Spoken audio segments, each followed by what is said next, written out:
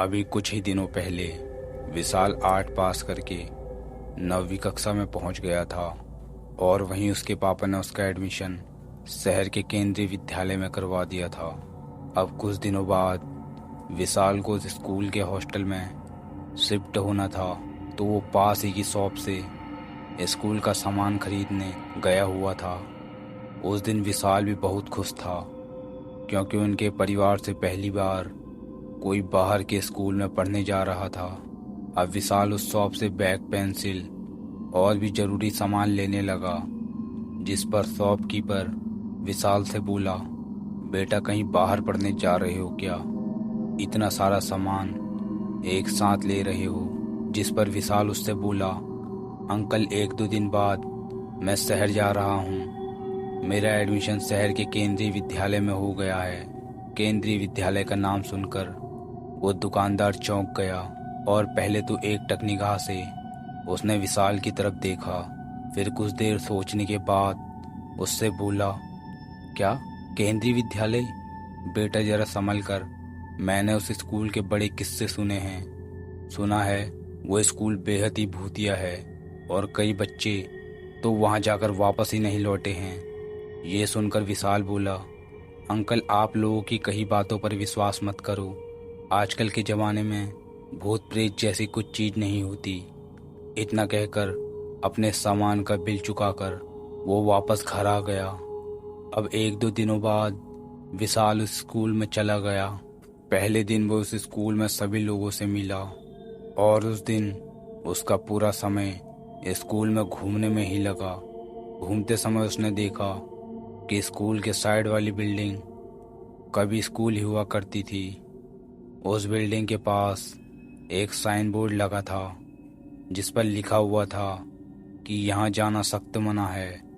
ये देखकर विशाल को बड़ा अजीब लगा। उस दिन उसका यही सोचने में निकल गया कि वहाँ वो साइन बोर्ड क्यों लगा होगा। आखिर वो इतनी बड़ी स्कूल की बिल्डिंग बंद क्यों की गई होगी। कुछ दिनों तक वहाँ रहने के बाद उसे उस स्कूल की भूतिया कहानी कई लोगों से सुनने को मिली, जिसमें उसे बताया गया कि कैसे एक बच्चे की लाश बड़ी बुरी हालत में लोगों को स्कूल के बाथरूम में मिली। तब से जो भी उस बंद बिल्डिंग में जाने की कोशिश करता है वो वहां से वापस नहीं लौटता। लेकिन विशाल भूत प्रेतों पर विश्वास नहीं करता था, तो उसने इन सब बातों को सच नहीं माना।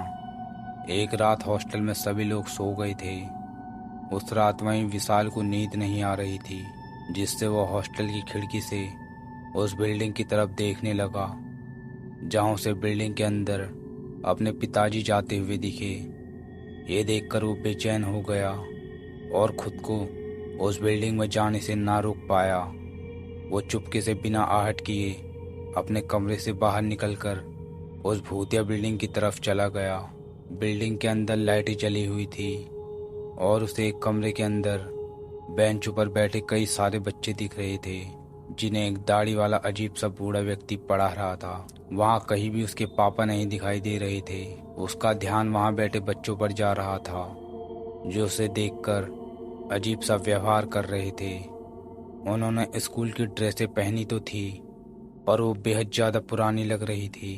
तभी उस बीच उनका टीचर बोला, योगेश बताओ तुम्हें क्या पसंद है? जिस पर वो क्लास का बच्चा बोला, सर मुझे तो छिपकली पसंद है। एक एक करके सभी बच्चों से पूछा गया। किसी ने बिल्ली तो किसी ने कुत्ता अपनी पसंद बताया। अभी तक भी विशाल को कुछ समझ नहीं आया था। तभी उनका टीचर उन्हें अलग कमरे में ले गया, जिसे देखकर लग रहा था जैसे वो कोई लैब होगी। सभी बच्चों को एक टेबल के सामने खड़ा किया गया, जिनमें विशाल भी खड़ा होकर शामिल हो गया था। अब एक लड़की के सामने एक जिंदा कुत्ता लाया गया, जिसे रस्सियों से बांधा गया था।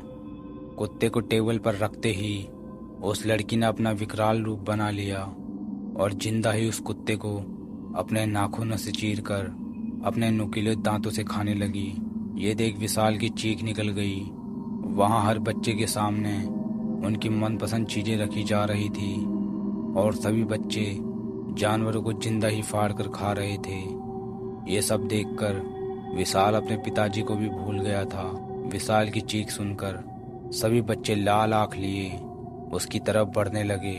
विशाल ने बाहर भागने की कोशिश की, लेकिन उस कमरे का दरवाज़ा अपने आप बंद हो गया।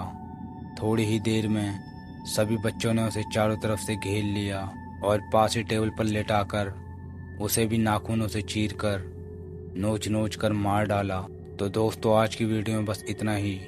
अगर आपको हमारी वीडियो पसंद आई हो तो वीडियो को लाइक करें, चैनल को सब्सक्राइब करें, साथ ही बेल आइकन को दबाकर ऑल पर सेट कर दें, जिससे कि हमारी आने वाली वीडियो का नोटिफिकेशन आपको सबसे पहले मिल सके।